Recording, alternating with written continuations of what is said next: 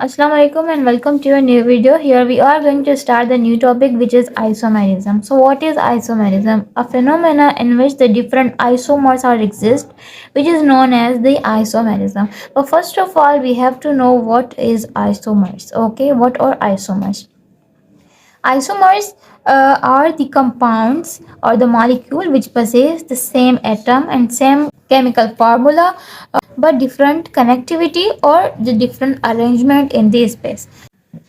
Isomers क्या होते हैं कि आइसोमर्स ऐसे कंपाउंड्स या मॉलिक्यूल जिनके पास सेम मॉलिक्यूलर फार्मूला हो, same molecular formula but different connectivity or the different functional group, and in some of the cases the different spatial arrangement in the space. Okay, so the isomers are of the two different types. Isomers दो types के होते हैं. एक जो होता है इसमें constitutional isomers हो जाते हैं हमारे पास, constitutional isomers, and the second one are stereo isomers.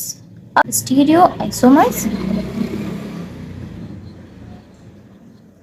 अब इन दोनों में एक दो चीज़ें कॉमन होती हैं और कुछ चीज़ें डिफरेंट होती हैं. वो किस तरह से? कॉन्स्टिट्यूशनल आइसोमर्स वो आइसोमर्स होते हैं जिनके पास सेम मॉलिक्यूलर फार्मूला तो होता है और इनके जो एटम्स होते हैं वो भी सेम होते हैं, लेकिन इनके पास जो कनेक्टिविटी होती है वो डिफरेंट होती है. अच्छा, यहाँ पर एक चीज़ और भी लिखते हैं, सेम मॉलिक्यूलर फार्मूला प्लस इनके पास होता है same number of atom, same number of atom या सेम एटम्स प्रेजेंट होते हैं.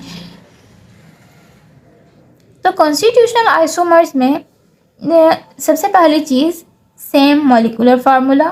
ठीक है, सेम मॉलिक्यूलर फार्मूला प्लस में इनके पास होता है same number of atom, same atoms मैं यहाँ पर लिख रही हूँ. पर इनके पास कॉन्स्टिट्यूशनल आइसोमर में जो कनेक्टिविटी होती है एटम्स की वो डिफरेंट होती है. Connectivity is different. ओके, अब स्टीरियो आइसोमर्स को हम देखते हैं कि स्टीरियो आइसोमर्स में मॉलिक्यूलर फार्मूला सेम होता है, molecular formula is same. Atoms अगर हम देखें, एटम्स भी वही प्रेजेंट होते हैं जो इनमें होते हैं, एटम्स सेम, बट इनके पास क्या चीज़ डिफरेंट होती है? वो होती है स्पेशल अरेंजमेंट, यानी कि जो इनकी अरेंजमेंट होती है स्पेस में वो डिफरेंट होती है.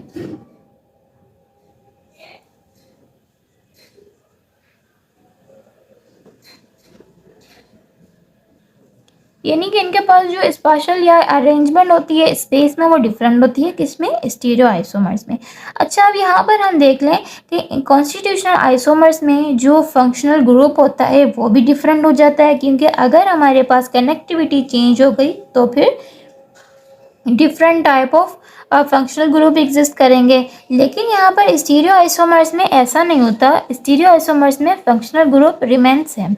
ओके, हम यहाँ पर कुछ एग्जांपल से समझते हैं कि जैसे कि हमारे पास यहाँ पर एक कंपाउंड है.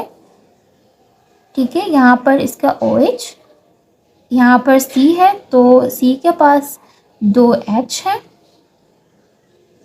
ठीक है, यहाँ पर अगर हम देखें 3 कार्बन, तो यहाँ पर हम क्या करते हैं कि यहाँ पर हम इस OH लगा देते हैं, यहाँ पर CH3.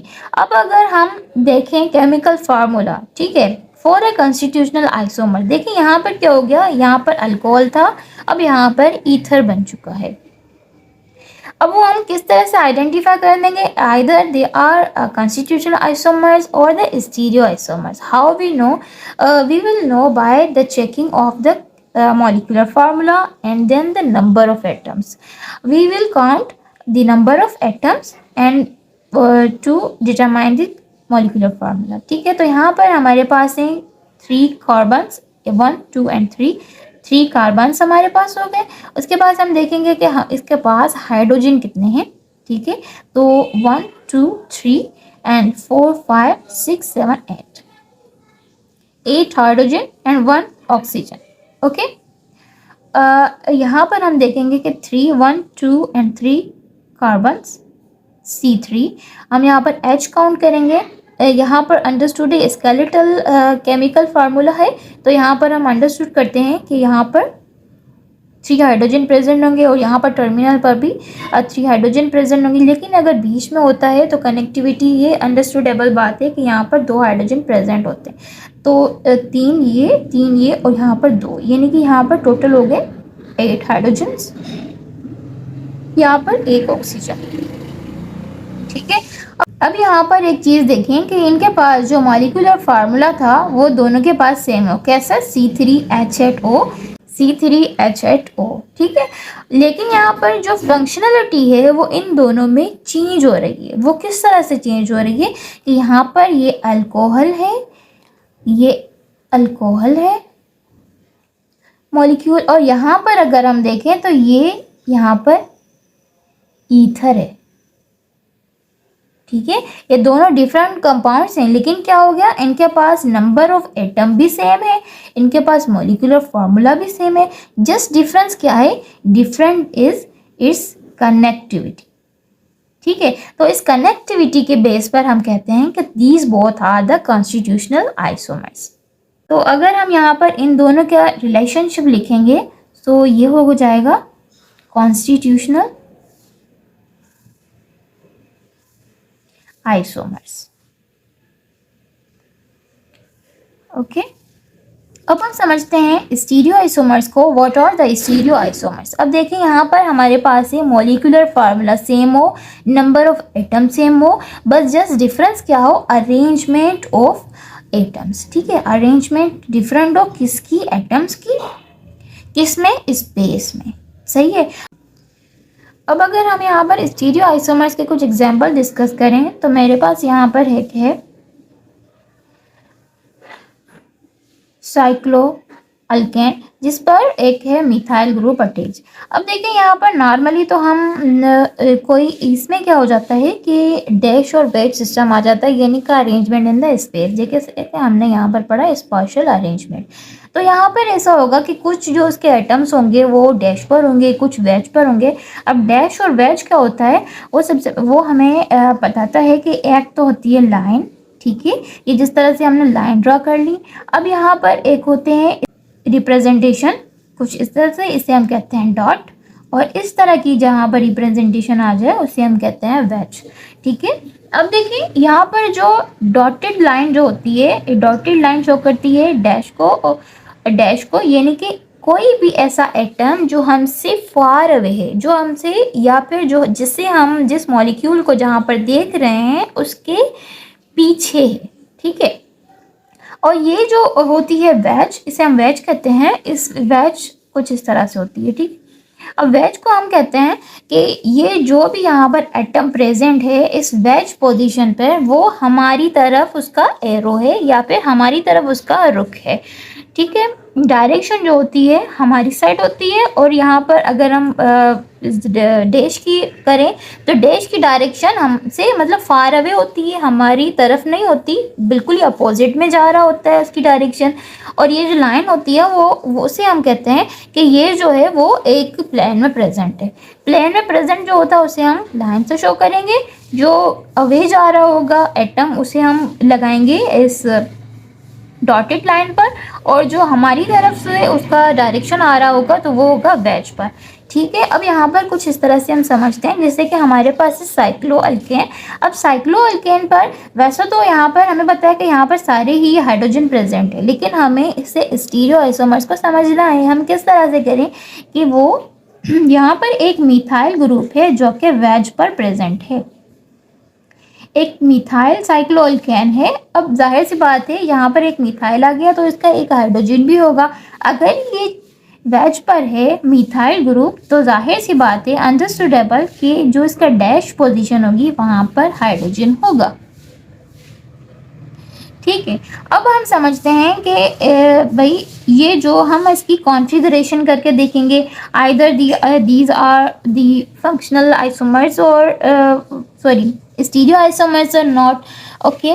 सो स्टीरियो आइसोमर्स, अब यहाँ पर हम क्या करते हैं कि हमारे पास यहाँ पर एक डबल बॉन्ड भी प्रेजेंट है, ताकि इसकी कायरलिटी शो कर सकें हम कि हाँ जी कायरलिटी स्टीरियो आइसोमर्स में शो करवाते हैं, क्योंकि विदाउट कायरलिटी इसकी हम कॉन्फ़िगरेशन नहीं कर सकेंगे। सही है, इसको हम बाद में समझेंगे इसकी कायरलिटी क्या होता है, लेकिन फ़िलहाल के लिए अभी हम इसको कुछ सिंपलेस्ट फॉर्म में ही समझते हैं। ठीक है, कि यहाँ पर अब देखिए बैच पोजीशन पर हमारे पास आ गया मिथाइल ग्रुप और हमारे पास डैश पोजीशन पर है हाइड्रोजन ग्रुप और यहाँ पर एक डबल बॉन्ड भी प्रेजेंट है। तो ये नहीं कि अगर हम इस मॉलिक्यूल को यहाँ से बिल्कुल ही बीच में से कट करें, दोनों डिफरेंट पार्ट्स में या डिफरेंट पार्ट्स में कट हो रहा है, वो कैसे कि यहाँ पर एक पार्ट में डबल बॉन्ड है, एक पार्ट में डबल बॉन्ड नहीं है, यानी कि इसमें किसी किस्म की सिमेट्री प्रेजेंट नहीं है। ठीक है, ये सिमेट्रिकल मॉलिक्यूल नहीं है। और इसके अलावा अगर हम देखें तो यहाँ पर एक बैच पर आ रहा है मिथाइल ग्रुप और इसकी डैश पर हाइड्रोजन है, दोनों साइड्स में इसके हाइड्रोजन प्रेजेंट नहीं है। तो ये यहाँ पर पॉसिबिलिटी है कि ये एक स्टीरियो आइसोमर्स हो, इसको हम डीप में बाद में समझेंगे, लेकिन फिलहाल के लिए जस्ट इसका कॉन्सेप्ट ले लें कि स्टीरियो आइसोमर्स क्या होते हैं। वो किस तरह से हमें पता चलेगा कि जो इसकी पोजीशन, जो एटम्स प्रेजेंट है यहाँ पर, उनकी पोजीशन डिफरेंट डायरेक्शन में हो या डिफरेंट अरेंजमेंट शो करी। वो कैसे कि एक कुछ ऐसे आइटम्स हों जो वेज पर हो, कुछ ऐसे आइटम्स हों जो कि डैश पर प्रेजेंट हो, जो जब भी उसकी स्टीरियो आइसोमेरिसिटी या स्टीरियो आइसोमर्स वो शो कर सकेंगे। सही है, अब यहाँ पर एक और भी हमारे पास सेम ही इसी तरह का मॉलिक्यूल है, जिसमें जो इसका बिल्कुल ही हम मिरर इमेज बना देते हैं। ठीक है, यहाँ पर डबल बॉन्ड आ गया इसका, यहाँ पर ये इस तरह से मिथाइल ग्रुप वेज पर, और इसी तरह से यहाँ पर आ गया हाइड्रोजन। अब देखिए ये दोनों एक दूसरे के मिरर इमेजेस हैं, यानी कि ये इनैंशोमेरिक फॉर्म में एग्जिस्ट करते हैं। सही है, और यहाँ पर किस तरह से कि एक वेज पर है और एक डैश पर एटम प्रेजेंट है। अब ये इनैंशियोमर्स क्या होता है, इनैंशियोमेरिक फॉर्म क्या होता है, उससे भी हम डीप में बाद में समझेंगे, लेकिन फिलहाल के लिए हम इतना ही समझते हैं कि कोई भी ऐसे एटम्स किसी मॉलिक्यूल में प्रेजेंट हो जो कि किसी वेज पोजीशन पर या डैश पोजीशन पर, यानी कि उनकी जो स्पेस में अरेंजमेंट हो वो डिफरेंट हो, हाँ, लेकिन उनकी मॉलिक्यूलर फार्मूला सेम होना चाहिए, उनके एटम्स जो हैं वो भी सेम होने चाहिए। दोनों के बीच में जो रिलेशनशिप है वो स्टीरियो आइसोमर्स, ये स्टीरियो आइसोमेरिक रिलेशनशिप है। ठीक है, एक दूसरे के स्टीरियो आइसोमर्स हैं। अब हम एक देखें यहाँ पर ये जो वेज एंड डैश पोजीशन पर था, तो हम इसकी कॉन्फ़िगरेशन करते हैं। कॉन्फ़िगरेशन कैसे, फॉर एग्जांपल अगर ये जो आर है तो फिर ये इसका एस होगा। ठीक है, देखिए ये जो आर और एस आइसोमर्स होते हैं उन्हें हम कहते हैं ऑप्टिकल आइसोमर्स। जो भी आइसोमर, स्टीरियो आइसोमर जो आर और एस कॉन्फ़िगरेशन शो करते हैं, यानी कि जिनकी रोटेशन वन बॉन्ड को रोटेट करने में हो जाती है, उसे हम कहते हैं आर और एस, और ऑप्टिकल आइसोमर्स होते हैं। और उसके अलावा कुछ ऐसा मॉलिक्यूल होते हैं जिसमें डबल बॉन्डेड कॉन्फ़िगरेशन होती है, यानी कि अगर हमने उनकी रोटेशन करवानी है तो फिर हमें सबसे पहले उनका बॉन्ड तोड़ना होगा, जब भी उसकी रोटेशन हो सकेगी। कुछ ऐसे मॉलिक्यूल होते हैं उनको हम कहते हैं जीआई, यानी कि ज्योमेट्रिकल आइसोमर्स। ज्योमेट्रिकल आइसोमर्स क्या होते हैं कि उनके बीच में डबल बॉन्ड होता है और वो शो करते हैं सिस एंड ट्रांस आइसोमर्स। ठीक है, अब यहाँ पर एक हमारे पास ये आ गया CH3 यहाँ पर और CH3 यहाँ पर, और इसके अलावा यहाँ पर हमारे पास है हाइड्रोजन, यहाँ पर भी है हाइड्रोजन। ठीक है, same type of atoms present हैं डिफरेंट साइड्स पे, तो फिर हम इसे कहेंगे कि ये है ट्रांसफॉर्म। और ऐसा मॉलिक्यूल जिसमें ये दोनों ही जो सेम मॉलिक्यूल्स हैं वो एक साइड पर प्रेजेंट हों, तो इन्हें हम कहते हैं सिस टाइप। ठीक है, सिस हो जाएगा ये, क्योंकि यहाँ पर सेम ग्रुप सेम साइड पर, यहाँ पर सेम ग्रुप डिफरेंट साइड पर।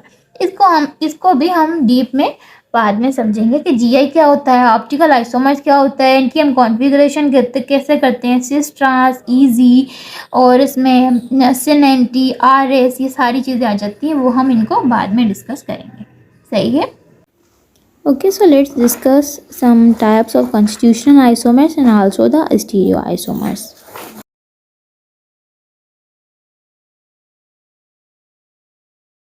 Okay, so इसमें आ जाते हैं, सबसे पहले हम देखते हैं चेन आइसोमर्स, चेन, पोजीशन या फिर पोजीशनल आइसोमर्स, उसके बाद functional group isomers, functional isomers, metamers और इसके बाद रिंग चेन आइसोमर्स। और अगर हम बात करें स्टीरियो आइसोमर्स की,